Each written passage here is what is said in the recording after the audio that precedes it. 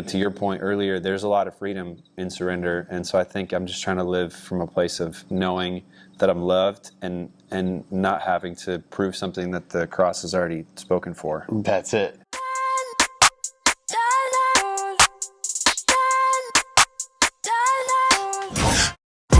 It all speak for itself. Grinding the sound, ain't nothing to tell. When we step on the court, we gon' bring it to light. And we stop and pop like we caught it a light. Stop asking what's wrong with me. You already know there's a dog in me. Yeah, there's no stopping my focus, man. Make sure all my people gon' ball with me. Yeah, I came to compete, I'm a dog with it. Yeah, I came to compete with my paws in it. What's up, CTA family? Welcome back to another episode of the Compete Mentality Podcast. It's your boy, JD, Jordan Delks, your host. And I'm so excited to be back on. If you're a first-time listener, welcome. And if you're a faithful listener, so appreciative of your time that we get to meet each and every week. And it is with pleasure to introduce our guest, Matt Siewert. Matt, thanks for joining us today, my man. Thanks, man. It's fun to be on the other side of the equation. Yeah, Matt is the guy on the other side. He is faithfully, each and every week, not only recording this, but producing this for all of you. And I was like, dude, we have got to get this guy on the pod because honestly, we have some really cool conversations backstage here that we have about what God's doing in our life. And truly, Matt, as I've gotten to know him, there's not much he can't do. And one of the most interesting men in the world is how I'd like to introduce him of his talents and his gifts and how he shines his light. So yeah, Matt, very kind. Before we dive into what you do, yeah, you're on a date with you and your wife, Cass. Yep. And you can go anywhere you want. Where are you going? What are you ordering? So we've got a spot. We live in Noblesville, and I like the way this is going already. I've never really had a spot. I've always envied people that had just a place that they go, mostly just because I was raised in a home where my mom made us a bunch of great stuff, and I'm really just not a picky eater, so I'll go wherever. But there's a place on the west side of Carmel called Convivio. It's an Italian spot. It stands for With Life. So basically when they bring you the receipt, it's a book, and they put the receipt in a copy of the book and give it to you. So it's just kind of this cool experience. But I tried for the first time. We started going there maybe 3 years ago. Okay. It's called Squid Ink Pasta, where they inject it with squid ink. I don't actually know why or if it changes the flavor, but it's black, which I just thought was weird and cool, and it tasted really good. And for a nicer Italian place, it's actually not as expensive as you would think, which is also part of why we like it. Yep. So it's kind of our celebratory spot that we'll go to a handful of times a year. Unfortunately, I'm not always great at planning, with reservations. And so a lot of times we'll be like, hey, do you want to go to Convivio this week? And they'll be all booked. So that's something, something that we're still working on. Gotta remember that. Gotcha. Yeah, but that's Dude, kind of our go-to. Definitely putting that on the list. Yeah. That's huge. It's worth your time. Convivio. West side of Carmel. Yep. Dude, how did you get into producing podcasts? Definitely not on purpose. I think a lot of my life the last year has just felt like saying yes to what's in front of me and seeing how God uses the situation, whether I feel qualified or ready or not. And so obviously you know this, but for anybody listening or watching, we have a mutual friend, Micah Davis, who was on a couple episodes ago. And he, along with his co-founding pastor, they're planning a church in Broad Ripple in a couple weeks, actually. And he knew that I was sort of in between jobs and just looking for something. And so he also knew you, and I think... explain your former jobs and background for our audience. Because I mentioned this guy was the most interesting man in the world, there's not much he can't do. Tell our audience what... Well, put me in a creative environment, and there's a lot I can do. Throw me in a home renovation environment, and there'll be a lot that I can't do. So it depends on the context. But I grew up in a musical home. My mom sang on our vocal team at our church growing up. My dad played bass in his high school jazz band. So I had a lot of opportunities growing up in church to serve. And I think as I got older, I graduated college from Huntington University. And part of the music world now is just in my own journey, sort of doing original music is being a content creator, right? Is sort of what it feels like the name of the game is. So I sort of have had to learn some of those skills just by necessity. And by the time Micah connected us, I was familiar enough to figure out the details of filming and producing, and I think it's just been fun to work together and figure it out. It's been amazing. Yeah. You're excellent. Your attention to detail and your background makes you so qualified to produce podcasts of all different kinds. So if you're looking to start a podcast, don't steal my guy, Matt. Although I feel like I may have just shot myself in the foot as far as job security, because there's nobody behind the camera right now. Exactly. So we're proving We'll see how this goes. proving that you don't need me right now. Absolutely not. We need you terribly. Also a professional musician.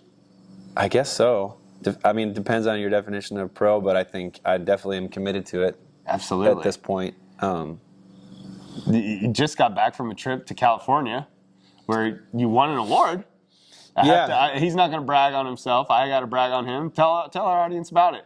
So I think anybody that has sort of pursued a career in any creative field, you know that there is like a lot of it that's in your control, a lot of it that's not, and you sort of just celebrate the wins whenever you can and follow, like, you know, the world might call it like wherever the wind takes you, but obviously we know there's the leading and the working of the Holy Spirit that sort of directs our paths. One of my favorite verses is Proverbs 16:9 that says, "In his heart a man plans his course, but the Lord determines his steps." And I always feel like that sort of took the pressure off me to like have all the answers, but it also, there's a comfort in knowing that like God's still going before you. So this was one of those things where it was like a random email that I think, or maybe it was like a video that I saw on social media, this organization called the Hollywood Independent Music Awards.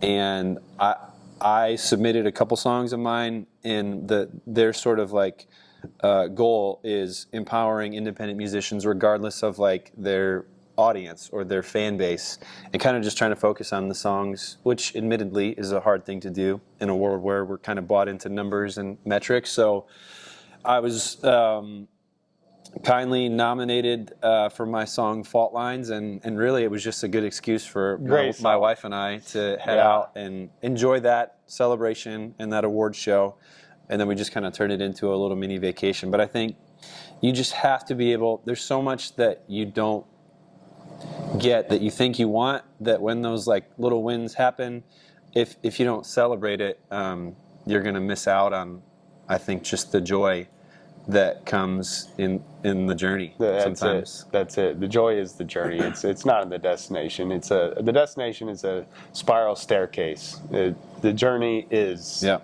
is it. Yeah, so that's it.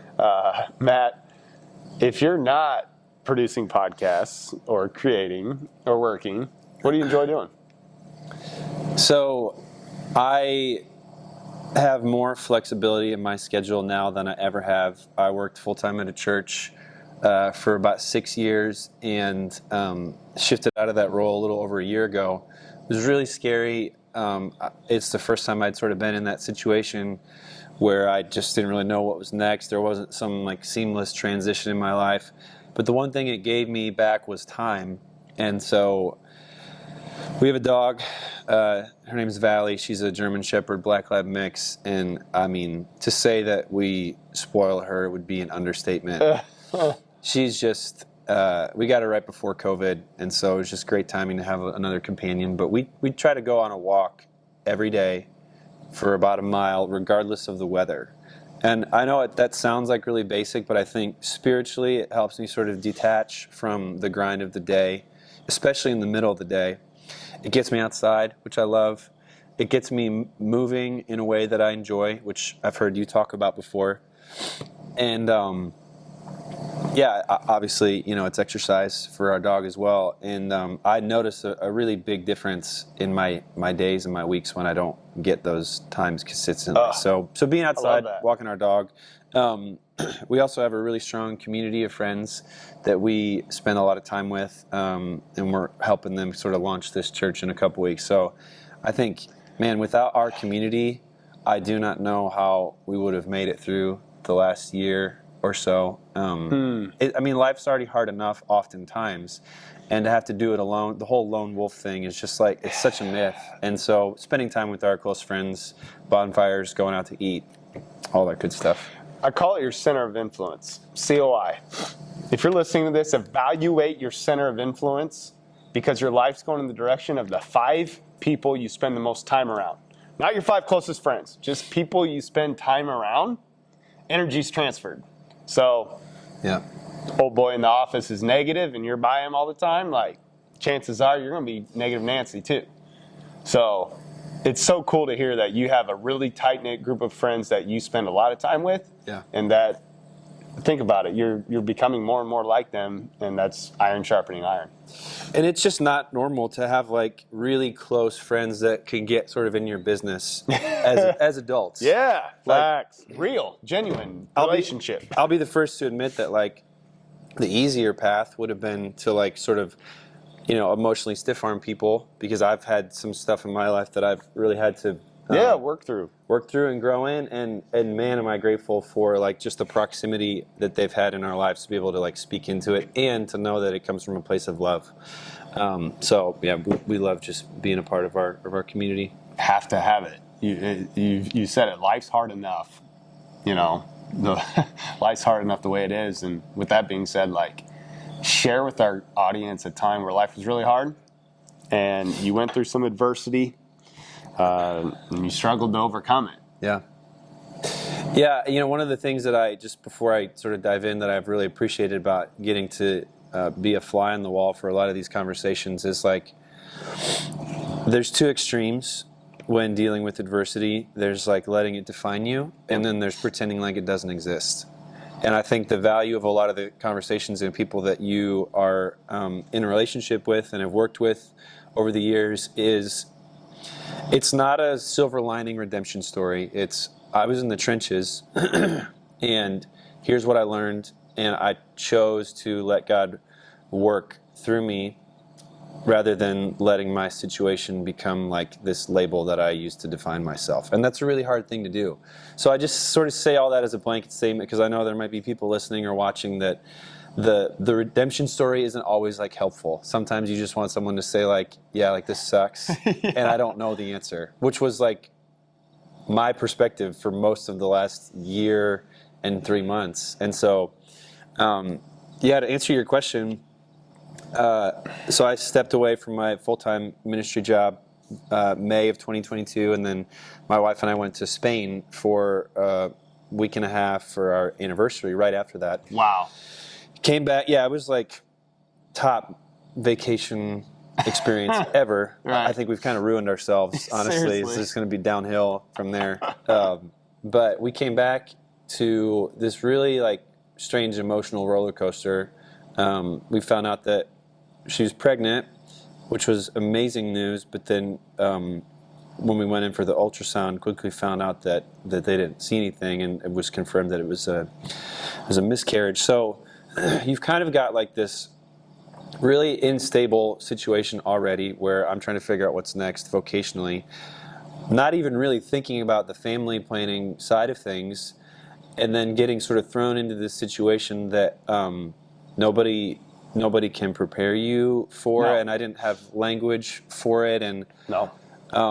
I think there was just a lot that was under the surface of my life that God used sort of this, I'll call it disruption, to sort of force me to dig deeper. It was a disruption that forced me to dig deeper. And it took some time.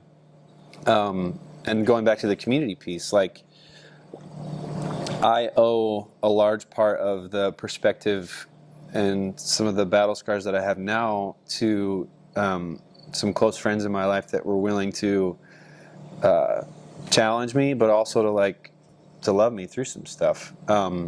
I think my big sort of struggle in our marriage was I just wasn't like being present with my wife. It was sort of like, okay, well, you're dealing with this thing and it's different for me, and I just didn't choose to like really sit with her in that at first, and I think that made it harder for her than it needed to be, and I just sort of chose what felt like the path of least resistance, which was just sort of avoiding discomfort and pain. And over time, you can only run away from yourself for so long before it catches up with you, And so there were other things in my life that, I started to turn to, like developed what I would just call, an unhealthy sort of coping relationship with alcohol that I was kind of blind to. And, I think the enemy loves to sort of, his 1-2 punch is like making sin look attractive and then like creating this sense of shame at the same time for the things that we do, Dude. And so that's kind of the state that I was in towards the end of last year. Was able to come out of a lot of that stuff just with some help and with accountability and honestly just taking it one day at a time, because change can feel daunting if you're trying to figure out who you're going to be in 6 months. But if you're just trying to figure out who am I today, that's a different battle, right? Totally different battle. So that was a big part of just, I think some adversity for us. And then that sort of reached a culmination this past summer when we walked through a second miscarriage. And I think it was as hard as that was and still is. And it was an opportunity for me to like sort of choose to love my wife differently than I did before. And I just saw there were some really sweet ways that God used it to bring us together versus driving us apart. And I think there's a foundation that he was trying to lay underneath all that, that now we get to build on. And that couldn't have happened had we not gone through that disruption. So I think the desert is just it can be an underrated season sometimes. Wow. But I'm thankful for it. Such perspective. And thank you for being vulnerable. Thank you for sharing that. Yeah. And I know there's people listening to this that needed to hear that. Courtney and I experienced a miscarriage as well. And I appreciate you sharing your struggles along with that too. And that was for somebody on this podcast that needed to hear that. And if you're one of those people that need to hear that, you're not alone. Yeah. That is what we exist for here at CTA. Reach out to us. You know where to find us. Social media, our number, whatever, the website, okay? We want to hear from you. If you're struggling, we want to help you. We want to pray for you. There's power in community, just like Matt talked about earlier, of the community that you have and the friends that you have that have walked with you through that. And man, the lone wolf is a myth. You can't do it alone. You cannot do this life alone. So, dude, thanks for sharing that. I know that there's a lone wolf listening to this right now who feels alone, and they're not. That is a lie that the deceiver is trying to make you think. That's it. Matt, I want to turn our conversation really to your passion. We love talking about dreams and passions, and I want to talk about your music career. And what is your favorite thing and your least favorite thing about pursuing a career in music? It's funny, I've been in musical environments my entire life, and I've also struggled. I've always struggled with sort of advocating for myself and finding my voice, just as a person. I've kind of always been a bit of a people pleaser, and so it's easy for me to see the world through everyone else's eyes and then forget what I actually think. So music, for me, my favorite thing about it has been the ability to be sort of selfish in a socially acceptable way about what I think and what I believe. Because no one can take your experience away from you. No one can take, for anybody listening, your story is your story. That's it. And the beauty of that is that's good. In telling my story, specifically, it's going to resonate with other people. And you kind of just see yourself in the midst of that. And I think there's a lot of times where I've tried to be broad in a song, and it doesn't land because I'm not talking about a real person. I'm talking about a made-up situation. So I think that being able to be specific about my story and share it in a way that connects with people, that's, I would say my favorite thing. Least favorite thing, I was thinking about this on the way over here. To use a sports analogy, you've got different ways of going from college to minor leagues to pros. There's the draft, right? A lot of major league sports have drafts. But then you've got the minor leagues. And I feel the minor leagues is just a tough place to live. But you almost, if you don't get drafted, or if you don't know somebody who knows somebody, or if you're not in the right place at the right time, you might be in the minor leagues for a while, right? And so then it's like this question of, are you committed to the craft? Are you committed to like your passion?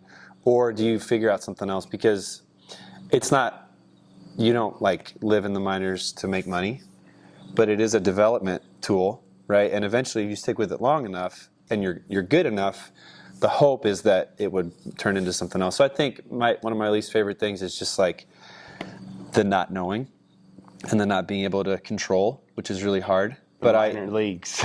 The minor leagues. Yeah, like there was an episode that you had a conversation with Trey Kaufman-Wren at Purdue, and he just talked about how Coach Painter encourages the players to be process-based and not results-based. Yep. And I think that is so true of life, too, and like any industry that you're in. If you can own the process and feel good about that, the results will be what they're supposed to be. And it takes the pressure off. That's it. If you have one eye focused on your destination and one eye focused on your path in front of you, you lose 50% of your focus. You have to be focused on the present, on the process, on the here and now. It's hard not to when we live in a world that's like all you see is like everybody else's end result too. So I think just staying stewarding the journey in a way that allows you to stay present is a hard part of pursuing music. Can't imagine. Yeah, I think you can.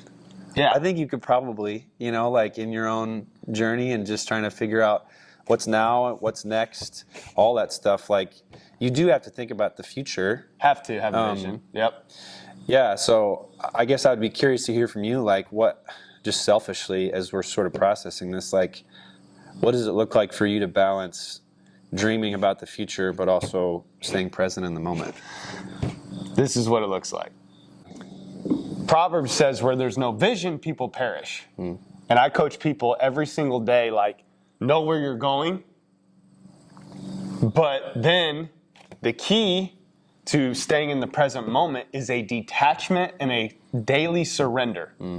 So I want you to think about, man, this is kind of crazy. This story's coming to my head. Speaking of, miscarriages and children, but think of the story of Abraham and Isaac.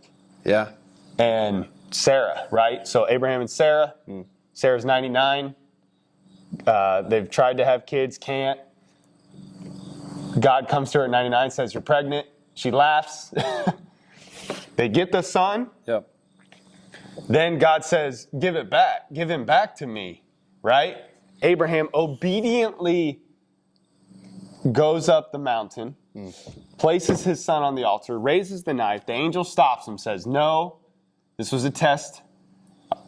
Wanted to see where your heart was in giving everything to God, even your very own son. Yeah. There's the ram. Sacrifice him. God's going to make many nations out of your family, out of your son. So it's that daily surrender. So like, that's good. It's being him before you're him, like Yeah. you know where you're going, all that talk, right? Having the vision, I am him, but then at the same time, really, that will never define you. That will never fulfill you. So it's releasing that outcome, releasing that to God, surrendering your life daily and saying, Lord, use me. Yeah. And when you're just focused on walking in your gifts and walking in your passion, that's how you shine your light. And then that's when all of a sudden it's all about God. And he blows it up immeasurably more than you could have ever asked or imagined, because his dream for you is greater than your dream for you. That's what I would say. I love that. So I'm glad I didn't have to take notes and I can just go back and watch this later. that's the good thing about being the producer. Yeah. Matt, how has God spoken to you in this last year? I think God always speaks in a spirit of unity. Amen. And so he doesn't say something like that's inconsistent with scripture somewhere else that's like different. And so I think that's just an easy filter to put things through.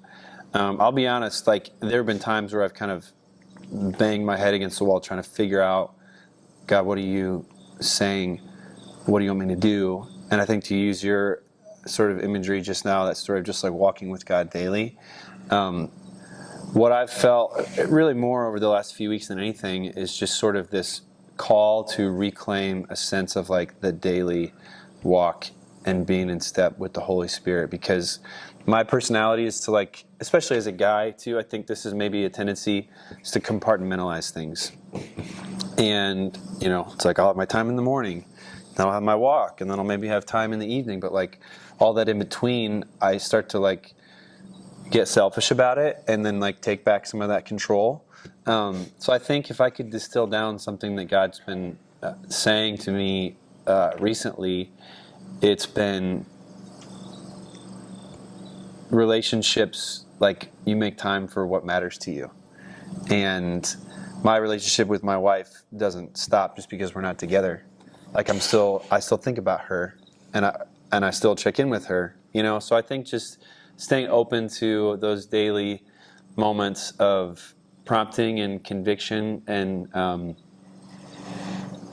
remembering like living from a place of love and my identity, in a world where, especially like for me as a musician, it's easy to compare and it's easy to like look at what everybody else is doing. But I think, you know, to your point earlier, there's a lot of freedom in surrender. And so I think I'm just trying to live from a place of knowing that I'm loved and not having to prove something that the cross has already spoken for. That's it. And it sounds so simple. I've known that for so long, but like that continues to be like, that's just what God's the daily fight. Calling me back to.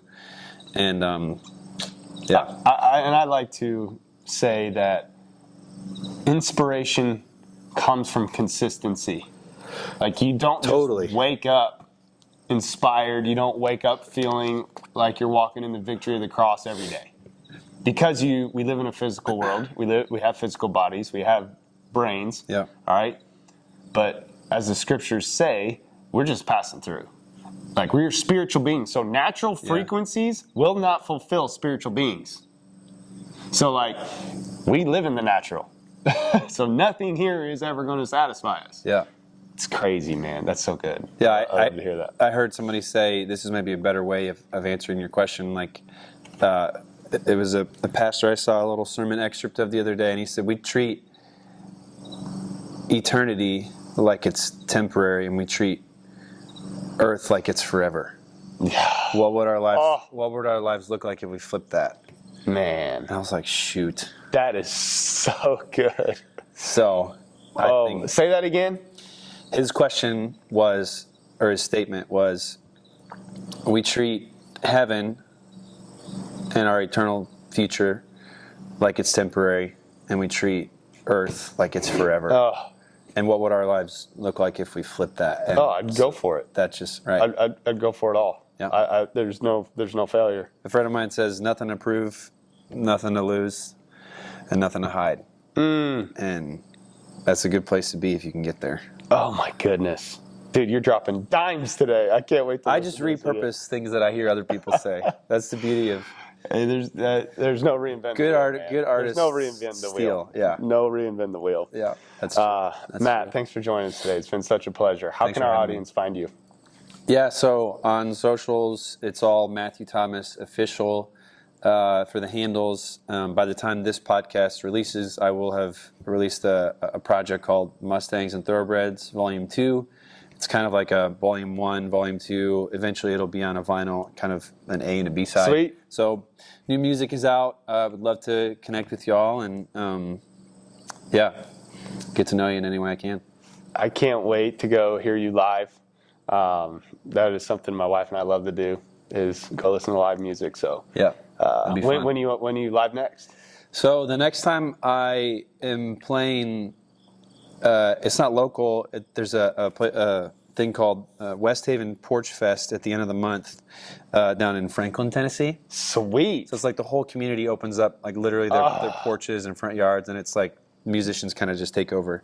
That's amazing. So that'll be fun, and then that's kind of the next big thing. I love it, man. Sorry, I'm not playing closer. No, that sounds like a trip I need to make. Yeah. But, dude, Matt, thanks for joining us today. CTA audience, you're like family. I know there's somebody that needed to hear this, and I know there's somebody that dropped on your heart and mind that needs to hear this. Share this episode with them. give us a review. We would appreciate that more than you know, to get this message out to others, to let God speak through people like Matt, to all of you who need to hear the message coming from these amazing guests. And wherever you're at, keep going. Wherever you're at, double down on your dream. Wherever you're at, keep competing. Keep doing what God is calling you to do, even when it's hard.